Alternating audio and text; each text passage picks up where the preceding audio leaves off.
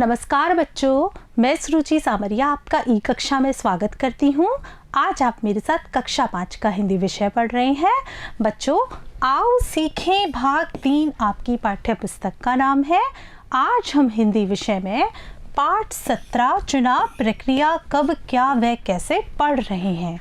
बच्चों, यह पाठ आप लोगों के लिए बहुत महत्वपूर्ण है क्योंकि आज के पाठ के माध्यम से आप जानेंगे कि चुनाव प्रक्रिया क्या होती है, कैसे की जाती है तथा कब होती है। बच्चों, आज का पाठ आप लोग संवाद के माध्यम से पढ़ने वाले हैं। संवाद यानी कि बातचीत के माध्यम से आप पूरी चुनाव प्रक्रिया समझेंगे। बच्चों, आप सभी अपने माता पिता के साथ कभी ना कभी सब्जी खरीदने जाते ही होंगे, तो आप देखते होंगे कि आपके माताजी या पिताजी सब्जी खरीदते वक्त यह ध्यान रखते हैं कि वो सब्जी ताज़ी खरीदते हैं और जो आपके स्वास्थ्य के लिए लाभदायक होती है उन्हीं सब्जियों को खरीदते हैं। बच्चों, कुछ चुनाव भी इस तरह के ही होते हैं। चुनाव के द्वारा हम अपने प्रतिनिधि के रूप में ऐसे व्यक्ति को चुनते हैं जो कि हमारे देश को विकास की तरफ ले जाए, यानी हमारे देश को आगे बढ़ाए। तो बच्चों, शुरू करते हैं हमारा पाठ चुनाव प्रक्रिया कब क्या व कैसे। बालकनी में दादाजी मुड्डे पर बैठे हैं। देखिए बच्चों, यह हमारे पाठ का प्रथम दृश्य है जिसमें बालकनी में दादाजी बैठे हैं। किस पर बैठे हैं? मुड्डे पर बैठे हैं। क्या कर रहे हैं? अखबार पढ़ रहे हैं। दीपक बाहर खेल रहा है। कुछ लोग फाटक खोलकर बंगले में प्रवेश करते हैं और दादाजी के पास में ही दीपक बैठा है जो क्या कर रहा है? बाहर खेल रहा है। तभी अचानक वह देखता है कि बहुत सारे लोग बंगले में प्रवेश कर रहे हैं। तभी दौड़ता हुआ आता है। देखो दादाजी, ये इतने सारे लोग आपसे मिलने क्यों आ रहे हैं? वह दौड़ता हुआ दादाजी के पास जाता है और कहता है, दादाजी ये इतने सारे लोग आपसे मिलने क्यों आ रहे हैं? बच्चों, उसको हैरानी होती है। आप लोग भी ऐसा ही करते होंगे। जब कभी आपके घर में बहुत सारे लोग इकट्ठे होकर आते होंगे तब आपके घर में जो भी कोई बड़े सदस्य, दादा दादी जी, मम्मी पापा घर में होते होंगे, आप भी उनके पास भगते हुए जाते होंगे और कहते होंगे कि आज बहुत सारे लोग आ रहे हैं। इस तरह ही दीपक को हैरानी होती है। दीपक अपने दादाजी से पूछता है, दादाजी आज ये इतने सारे लोग आपसे मिलने क्यों आ रहे हैं? तो दादाजी कहते हैं, बेटा अगले माह विधानसभा के चुनाव होने वाले हैं ना, इसलिए चर्चा करने आ रहे हैं। बच्चों, यह चुनाव का माहौल है। आपने देखा होगा जब कभी भी आपके यहाँ चुनाव होते हैं तो जगह जगह बहुत सारी भीड़ इकट्ठी होती है और आपस में मत देने के लिए चर्चा करती है, प्रतिनिधि के चुनाव के लिए बातचीत करती है। इस तरह ही दादाजी कहते हैं, बच्चों विधानसभा के चुनाव होने वाले हैं ना, इसलिए ये लोग चर्चा करने आ रहे हैं, यानी कि बातचीत करने आ रहे हैं। दादाजी ये चुनाव क्या होते हैं? बच्चों, दीपक आप जैसा ही छोटा बालक है, उसके मन में जिज्ञासा होती है क्योंकि उसने चुनाव शब्द पहली बार सुना होता है। तो वह पूछ रहा है कि दादाजी ये चुनाव क्या होते हैं? तो दादाजी कहते हैं, बेटा चुनाव में जनता अपना मत देकर अपना प्रतिनिधि चुनती है। जो क्या करता है? वह प्रतिनिधि हमारे देश के विकास में सहयोग करता है, हमारी समस्याओं को मंत्रियों तक पहुंचाता है और उनके समाधान करने का प्रयास करता है। देखिए आगे, दीपक कहता है, प्रतिनिधि?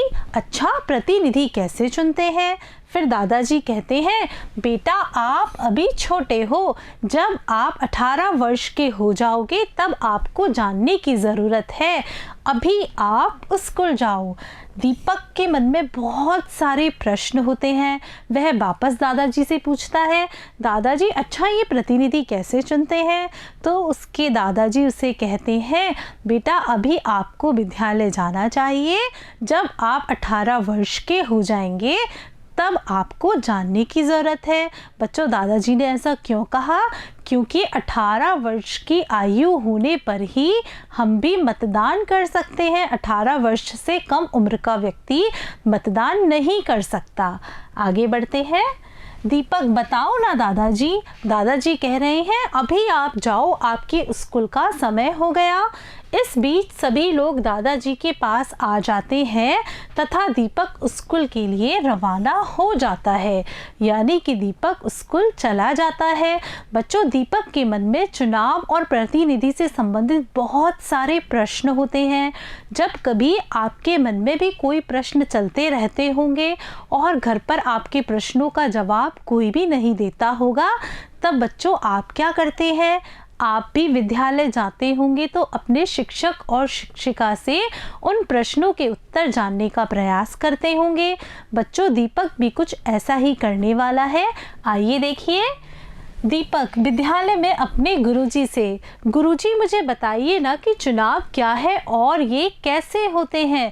दीपक से रहा नहीं गया, दीपक ने अपने गुरुजी से ही पूछ लिया कि गुरुजी आप बताइए कि ये चुनाव क्या है और कैसे होते हैं। गुरुजी कह रहे हैं हाँ, आज दीपक ने बहुत ही महत्वपूर्ण प्रश्न पूछा है। मैं आप सभी को चुनाव प्रक्रिया के बारे में बताता हूँ। लोकतंत्र में सरकार बनाने के लिए चुनाव की प्रक्रिया अपनाई जाती है। हाँ बच्चों, लोकतंत्र में हम सरकार बनाने के लिए चुनाव की प्रक्रिया अपनाते हैं। आगे देखिए। गुरुजी, लोकतंत्र क्या होता है ये भी बताइए। बच्चों, ये सारे के सारे शब्द दीपक जैसे बच्चों के लिए नए हैं क्योंकि वो बहुत छोटे हैं। फिर गुरुजी कहते हैं हाँ, आपको सब बताता हूँ। हमारे देश में एक निश्चित प्रक्रिया के तहत सरकार जनता द्वारा चुनी जाती है, उसे लोकतंत्र कहते हैं। हाँ बच्चों, हमारी सरकार हम स्वयं ही चुनते हैं अपने मत का प्रयोग करके। आगे देखिए। शालू, ये निश्चित प्रक्रिया क्या होती है? दीपक को प्रश्न पूछता देखकर शालू के मन में भी जिज्ञासा होती है, तो शालू पूछने लगती है कि ये निश्चित प्रक्रिया क्या होती है। तो गुरुजी कहते हैं इस निश्चित प्रक्रिया को चुनाव कहते हैं, जिसमें जनता मतदान द्वारा अपने प्रतिनिधि को चुनती है। जिसमें जनता क्या करती है? जनता अपने मत का प्रयोग कर कर अपने प्रतिनिधि को चुनती है। फिर देखिए, नेहा पूछ रही है कि ये प्रतिनिधि कौन होते हैं। गुरुजी कह रहे हैं ये चुनाव प्रक्रिया के द्वारा चुने गए सदस्य होते हैं जो लोकतंत्र में जनता का प्रतिनिधित्व करते हैं। हाँ बच्चों, ये वो सदस्य होते हैं जिन्हें कि हम प्रतिनिधि के रूप में हमारे लोकतंत्र में भेजते हैं। ये लोग क्या करते हैं? ये लोग हमारी समस्याओं का समाधान करने का प्रयास करते हैं और देश के विकास के लिए कार्य करते हैं। आगे देखिए। गुरुजी, क्या मैं भी चुनाव लड़ सकती हूँ? देखिए बच्चों, दिशा के मन में क्या सवाल आया कि गुरुजी क्या मैं भी चुनाव लड़ सकती हूँ? तो देखते हैं गुरुजी ने क्या उत्तर दिया। नहीं, चुनाव राजनीतिक दल के माध्यम से या स्वयं निर्दलीय प्रतिनिधि के रूप में लड़ सकते हैं, परंतु उसकी एक निश्चित आयु निर्धारित होती है। आपको यह जानकारी तो होगी ही, वोट देने की न्यूनतम आयु भी 18 वर्ष निर्धारित है। बच्चों, यह आप लोगों के लिए बहुत ही अच्छी जानकारी है। आप लोगों को ध्यान रखना है कि हमें मतदान करने के लिए 18 वर्ष की आयु पूरा करना आवश्यक है। 18 वर्ष के होने के पश्चात ही हम मतदान कर सकते हैं और सरकार बनाने में सहयोग कर सकते हैं। आप जब कभी 18 वर्ष के हो जाएंगे तो आपको भी अपने मत का प्रयोग करना है और सरकार बनानी है, देश के विकास में अपना योगदान देना है। आगे देखिए। दीपक, जब मैं 18 वर्ष का हो जाऊंगा तब क्या मैं भी वोट दे सकता हूँ? गुरुजी कह रहे हैं हाँ, आप वोट देने जा सकोगे, परंतु इससे पूर्व आपको वयस्क मताधिकार हेतु मतदाता सूची में अपना नाम दर्ज कराना होगा। हाँ बच्चों, सिर्फ 18 वर्ष के हो जाने से ही हमें मतदान करने का अधिकार नहीं मिल जाता। बच्चों, मतदान करने के लिए हमें कुछ जरूरी कार्य पूरे करने होते हैं। क्या करना होता है? हमें मतदाता सूची में अपना नाम दर्ज कराना होता है। इसके बिना हम मतदान नहीं कर सकते। आगे देखिए। दीपक, ये वयस्क मताधिकार और मतदाता सूची क्या होती है? देखिए गुरुजी बता रहे हैं 18 वर्ष या उससे अधिक आयु के सभी नागरिकों को बिना किसी भेदभाव के मत देने का अधिकार वयस्क मताधिकार कहलाता है। हाँ बच्चों, वयस्क मताधिकार क्या होता है? वयस्क मताधिकार वह अधिकार होता है जिसमें 18 वर्ष से ऊपर के सभी व्यक्तियों को बिना किसी भेदभाव के मतदान देने का अधिकार प्राप्त होता है। जिस सूची में मतदाताओं के नाम होते हैं उसे मतदाता सूची कहते हैं। मतदाता सूची में नाम दर्ज कराने के लिए एक निर्धारित प्रपत्र भरना पड़ता है, यानी कि एक फॉर्म होता है जिसे कि हमें पूरा भरना होता है। आगे देखिए गुरुजी, मतदाता सूची में नाम कौन दर्ज करता है? देखिए दीपक कितना अच्छा प्रश्न पूछ रहा है कि इस मतदाता सूची में अगर हमें नाम दर्ज कराना हो तो हम किसके पास जाएंगे? तो गुरुजी कह रहे हैं यह कार्य BLO बूथ लेवल अधिकारी द्वारा किया जाता है। यह स्थानीय सरकारी कर्मचारी होता है जो चुनाव आयोग का प्रतिनिधि होता है। बच्चों, आप सभी ने आपके आसपास सरकारी विद्यालय में देखा होगा कि मतदान भी वहीं पढ़ते हैं और वहाँ एक व्यक्ति रविवार के दिन कभी कभी विद्यालय खोलकर टेबल कुर्सी लगाकर बैठता है।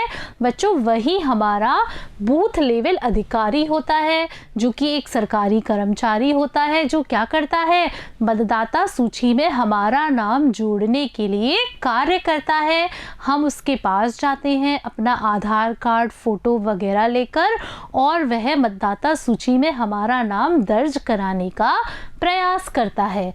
आगे देखिए, अच्छा है, तब तो मैं भी 18 वर्ष का होते ही मतदाता सूची में अपना नाम दर्ज करवाकर राष्ट्रहित में मतदान अवश्य करूंगा। देखिए दीपक कितनी अच्छी बात कह रहा है। दीपक कह रहा है कि जब मैं 18 वर्ष का हो जाऊंगा तब मतदाता सूची में अपना नाम दर्ज करवाकर राष्ट्रहित में मतदान अवश्य करूंगा। बच्चों, आप भी जब कभी 18 वर्ष के हो जाते हैं तो आप भी मतदान अवश्य करना, राष्ट्रहित में अपना योगदान देना। आगे बढ़ते हैं। सभी बालक, हाँ हम भी मतदान अवश्य करेंगे।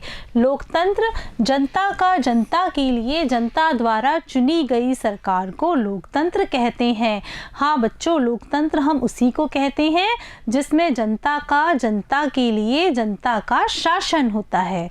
हाँ बच्चों, आज आपने मेरे साथ आपकी पाठ्यपुस्तक आओ सीखें भाग 3 के पाठ 17 चुनाव प्रक्रिया कब, क्या व कैसे पढ़ा, जिसमें आपने जाना कि चुनाव क्या होते हैं, चुनाव प्रक्रिया क्या होती है तथा चुनाव प्रक्रिया के द्वारा हम क्या करते हैं। बच्चों, यह पाठ आपको बहुत ही अच्छे तरीके से समझ में आ गया होगा। बच्चों, इस पाठ से आपने सीखा होगा कि जब आप 18 वर्ष के हो जाएंगे तब आपको राष्ट्रहित में मतदान करना है। एक ऐसी सरकार बनानी है जो कि राष्ट्रहित के लिए कार्य करे, हमारे देश को आगे की तरफ लेकर जाए, यानी कि हम विकासशील देश की तरफ। बच्चों, आज आपने मेरे साथ आपकी पाठ्यपुस्तक आओ सीखे भाग 3 के पाठ 17 चुनाव प्रक्रिया कब, क्या व कैसे पढ़ा, जिसके तहत आपने जाना कि चुनाव क्या होते हैं, कैसे संपादित किए जाते हैं तथा चुनाव प्रक्रिया क्यों की जाती है। बच्चों, ये सब बातें आप बहुत ही अच्छे तरीके से सीख चुके हैं तथा आप जान चुके हैं कि जब कभी आप 18 वर्ष के हो जाएंगे तब आपको भी देश के विकास के लिए मतदान की प्रक्रिया में भाग लेना है। एक ऐसी सरकार बनानी है जो हमारे देश को उन्नति के पथ की तरफ ले जाए। बच्चों, इस पाठ के अभ्यास प्रश्न अब अगले भाग में करेंगे। तब तक के लिए नमस्कार बच्चों।